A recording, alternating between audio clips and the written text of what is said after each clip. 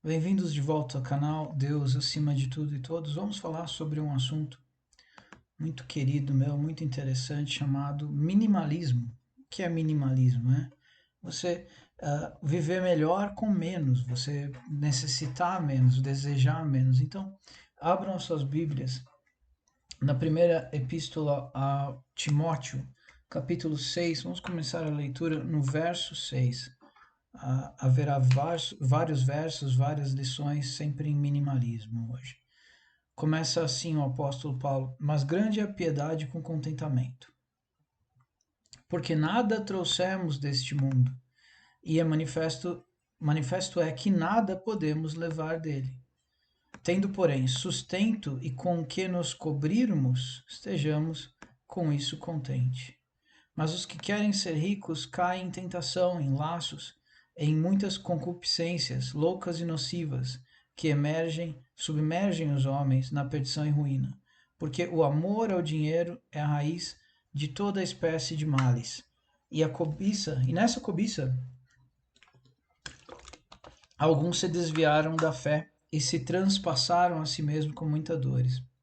Mas tu, homem de Deus, foge destas coisas, segue a justiça, a piedade, a fé, a caridade, a paciência, a mansidão.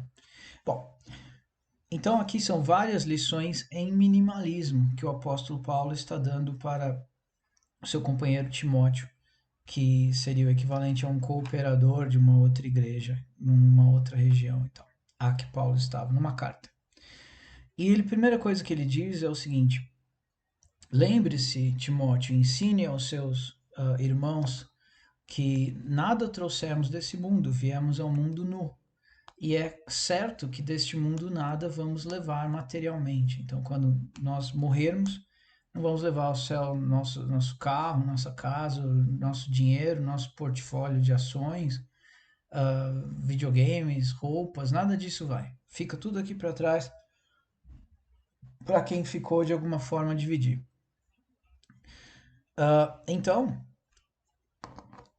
se tivermos com que nos cobrir e com que nos sustentar, tivermos o alimento, tivermos a roupa, tivermos um teto sobre a cabeça, isso em teoria basta, isso na verdade basta.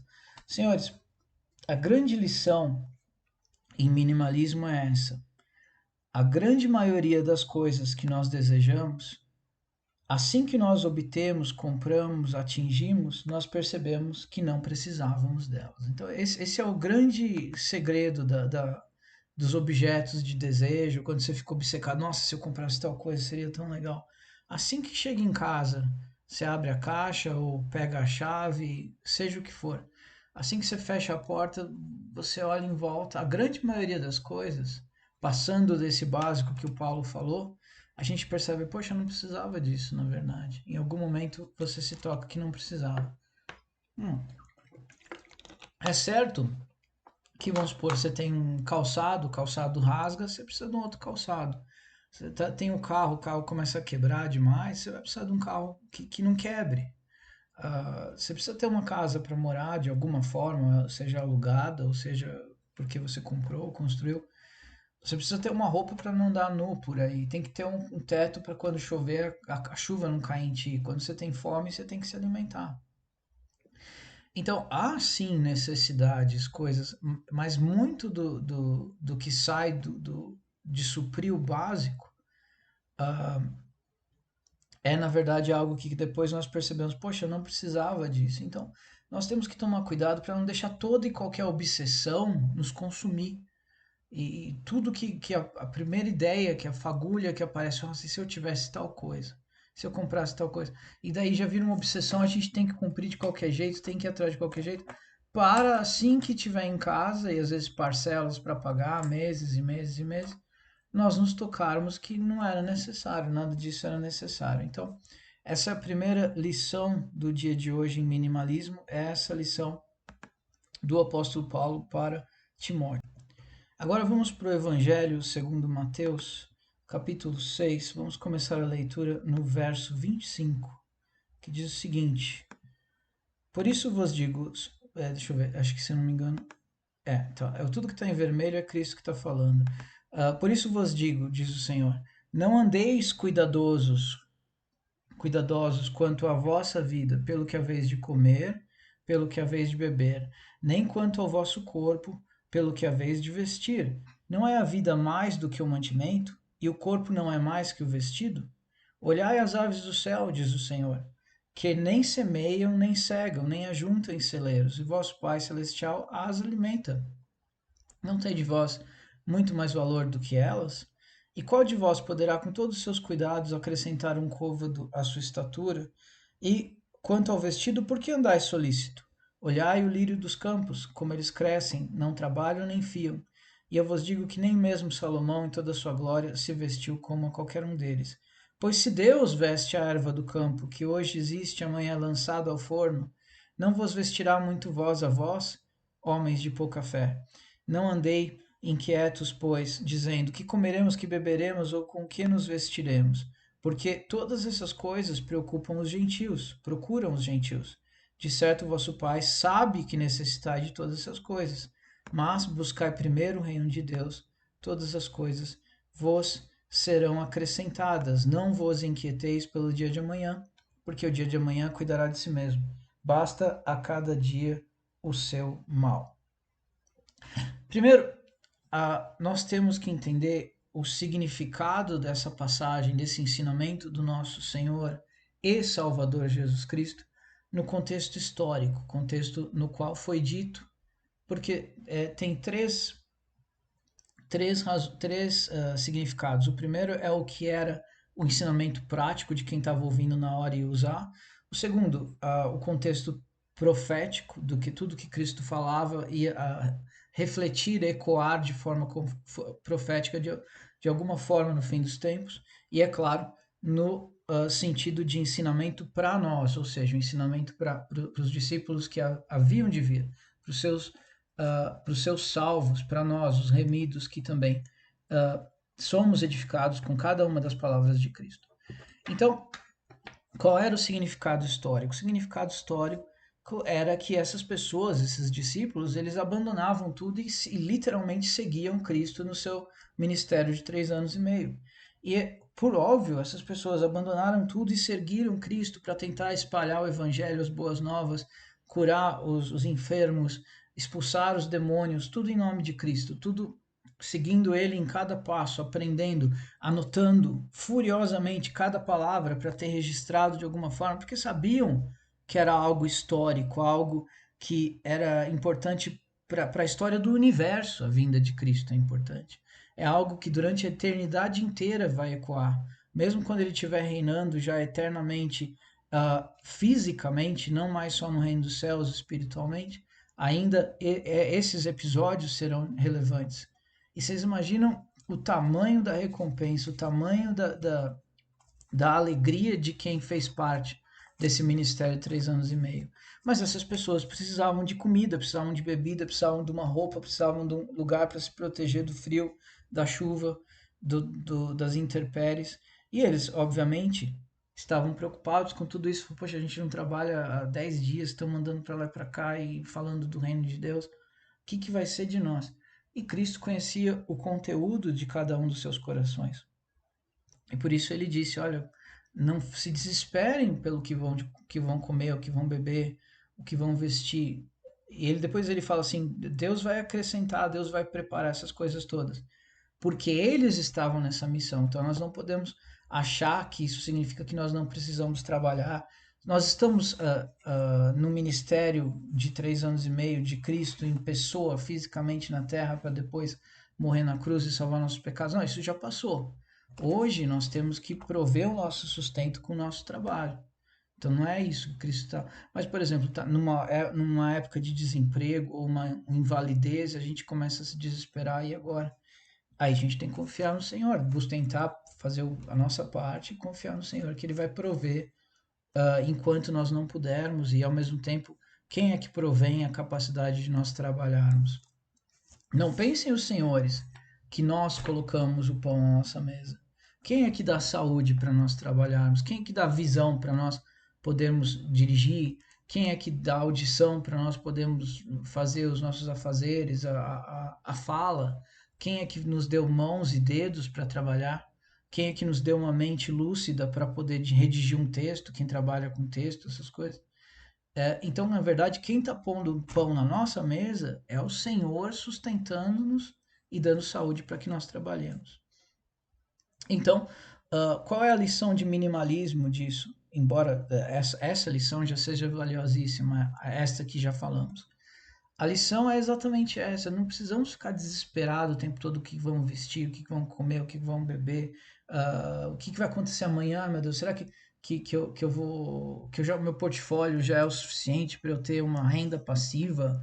Será que eu vou conseguir comprar outra casa ou a minha primeira casa? Todas essas coisas a gente trabalha para ter as coisas nossas, inclusive para ser mais generoso, fazer a vontade de Deus, ajudar os outros quando nós pudermos. Mas não podemos colocar nosso coração nos desesperando, ficando ansiosos por essas coisas, porque não estamos sozinhos nessa. Deus está conosco. Então, trabalhar, ser prudente, tomar cuidado, controlar nossa boca, ter a postura correta, porque com a postura errada, muitas coisas que começam bem terminam muito mal por causa de postura, senhores. Às vezes Deus preparou sim uma coisa incrível, Deus tinha sim planos incríveis, mas pela nossa postura errada no andar, no decorrer das coisas, tudo desaba, digamos. Agora mudem para Lucas, podemos começar no capítulo 12 e, por gentileza, no verso 15. Novamente, Jesus está em vermelho, então é Jesus Cristo falando. E ele vos disse, ele disse-lhes, acautelai-vos e guardai-vos da avareza, porque a vida de qualquer um não consiste na abundância do que possui. Vamos voltar um pouco para... e disse-lhe um da multidão, mestre, diz a meu irmão que reparta comigo a herança. Mas ele disse, homem, quem me pôs de juiz e repartidor entre vós? Vamos ver como fica na LTT isso. Um certo homem proveniente dos entre os homens da multidão disse, ó professor, mestre, diz ao meu irmão que para repartir comigo a herança. Ele, porém, disse, ó homem, quem me pôs por juiz o repartidor sobre vós? Porque Moisés tinha essa função de resolver quando havia uma contenda entre os filhos de Israel. Moisés tinha essa função, depois ele nomeou juízes, juízes de 100, juízes de 1000, para dividir esse fardo de apaziguar Israel. E daí esse homem falou, achou que essa seria a função de Cristo também. E ele falou, mas quem disse que eu sou juiz, o repartidor de vós? E ele completou, ele, nosso Senhor e Salvador Jesus Cristo, observai e guardai-vos para longe da avareza, porque a vida de algum homem não consiste na abundância proveniente de dentro do que ele está possuindo. E na King James ele fala man, who made me judge or divider over you, ou seja, exatamente igual. Take heed, que seria observem, cuidado com a avareza, cuidado com a ganância, porque a vida de um homem não consiste na abundância das coisas que ele possui. A vida de um homem não consiste... Aqui está a nossa lição de minimalismo, disse o Senhor Jesus. A vida de um homem não consiste na abundância das coisas que ele possui. O que vai tornar a nossa vida plena não é a abundância de coisa que temos. O que é então, Wagner? É a abundância do Espírito Santo, a abundância da paz, a abundância da fé em Cristo, a abundância da alegria de ser salvo, a abundância de ter chegado ao sentido da vida que é Jesus Cristo. Isso nos torna felizes. E, senhores, eu digo mais, quando os senhores forem gratos por cada coisa que Deus colocou na sua vida, a visão, a audição, os membros que funcionam, a saúde, a água, para beber um gole aqui, a água que Deus prepara para que possamos matar nossa sede. Quando nós tivermos essa gratidão, nós vamos perceber que não precisamos de muita coisa. Eu falo, nossa, tenho até demais. Vai ser o pensamento que vai cada vez mais bater em nós. E a verdade é que nós não precisamos de muita coisa mesmo. Então é impossível, no minha forma de ver, o verdadeiro minimalismo sem o Espírito Santo. Porque não ter o sentido da vida, que é Jesus Cristo, não ter a salvação, a gente vai estar sempre naquela angústia de, ai, tá faltando alguma coisa, tá faltando alguma coisa. E daí vai comprar aquilo, comprar isso, comprar aquilo. Igual quando a pessoa é sozinha, solitária, ela tá sempre, não tem um amigo, não tem uma parceira, uma esposa, ela vai estar sempre tentando suprir aquilo com alguma coisa, um livro, um jogo, um brinquedo, um videogame, uma viagem, uma refeição cara, porque tem aquela angústia de que tá faltando o amor. Se esse amor terreno, essa parceria terrena faz falta, imaginem a parceria eterna, porque, como eu sempre digo para os senhores, nós temos que começar a enxergar as coisas com os olhos da eternidade. Você não ter um amor nessa vida é muito triste, muito doloroso. Às vezes a gente perde a família, ou está enlutado, perde os pais, perde os parentes, ou não conversa mais com o parente, perdeu contato, não tem amigos. É muito triste isso, mas isso aos olhos da vida é triste, aos olhos materiais é triste.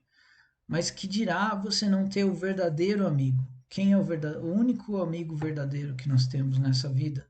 E na eternidade é Jesus Cristo. Imagina você não ter o verdadeiro amigo, aquele que deu a vida por nós. Quem é amigo a ponto de dar a vida por nós? E o que bem que um amigo poderia fazer por nós dando a vida? A gente tem um amigo que realmente pode nos ajudar. Então, não há que se falar de minimalismo e ateísmo junto, ou não ter Cristo, ou uma outra religião qualquer que não tenha o sentido da vida, que busque, sei lá, vou evoluir, vou ser melhor, eu vou ser como Deus.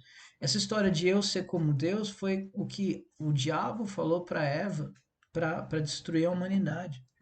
Sereis como Deus, sabendo o bem e o mal. E ela soube mesmo bem e o mal, mas em compensação ela se tornou mortal, se destruiu tudo, mas tudo fazia parte do plano de Deus. Então, na verdade, ela destruiu tudo, mas não de forma irremediável. E vamos agora para Provérbios 15, livro de Provérbios, no capítulo 15. Podemos começar lendo no verso 16, que diz o seguinte: melhor é o pouco com o temor do Senhor do que um grande tesouro onde há aquietação. E melhor é a comida de hortaliça onde há amor do que o boi gordo e com ele o ódio. Então, senhores, aqui ele está repetindo aquilo que eu falei. Não há de falar minimalismo sem ter Deus junto. Porque o profeta não falou, olha, é melhor ter pouco do que ter muito. E inquietação. Não é só o pouco que é maravilhoso. O pouco é entender que, na verdade, o nosso tesouro é Cristo. Isso torna o minimalismo real. Que é minimalismo? É ter o mínimo necessário. É você viver com o mínimo necessário. Você não ficar acumulando um monte de coisa. Você, não estou usando, doa para alguém. Ou joga fora se não tem utilidade para ninguém, etc. Então, pouco com o temor do Senhor é melhor do que o grande tesouro onde há inquietação. Igual quando esses músicos, pessoas no mundo da música, têm o costume de vender a alma para o diabo para fazer sucesso. Atores também fazem isso, fazem rituais de feitiçaria que vendem a sua alma para ter algum sucesso. Então eles têm um grande tesouro materialmente falando, mas eles perderam a alma, que é a coisa mais importante de todas. Perderam a chance de se salvar. E da mesma forma, é melhor você ter a comida de hortaliça, mas ter amor junto do que boi gordo e com ele o ódio. Então, você ter uma família com paz e comer uma comida simples, você é mais feliz do que o milionário que está comendo lagosta no iate, mas o coração dele está cheio de rancor, cheio de ódio, cheio de das coisas ruins desse mundo. E a única coisa que ele pensa é mais, mais, mais, mais. Você ter as coisas não é maligno em si próprio. O problema é colocar o coração nas coisas e elas se tornarem o seu Deus. Se o dinheiro se torna o seu Deus, aí que está o problema, porque isso é idolatria. Então, senhores, é melhor a comida de hortaliça onde está amor do que um grande tesouro onde há inquietação. Esse foi Provérbios. Vamos mais um? Eu estou me divertindo. Os senhores estão se divertindo? Eu estou recebendo comentários e e-mail que falam: "Ô, seu canal é muito parado, tem que ter musiquinha, tem que ter som de trovão na abertura, tem que ter efeitos especiais, tem que ter batuque, tem que ter edição e efeito sonoro e meme no meio." Eu não suporto essas coisas, detesto musiquinha em canal e abertura com trovão e meme de nenê rindo. Pra mim isso é um negócio mais irritante do universo. Então eu faço os vídeos como eu gostaria de que alguém fizesse, de uma coisa que dá para eu ouvir sem ter grito no meio, sem se eu quiser ouvir como um áudio livre, eu posso, que eu não vou ter, no meio do nada começa uma música alta, um negócio terrível, um meme, uma coisa que não faz sentido nenhum. É algo que não me interessa isso, então eu tento fazer da forma como eu gostaria que fizessem para mim também, e dessa forma eu também estou cumprindo um mandamento, que é amar o próximo como a si mesmo, faça aos outros o que gostaria que fizessem a você. Então é por isso que o canal não tem efeito especial, barulho do trovão, musiquinha, meme no meio do vídeo.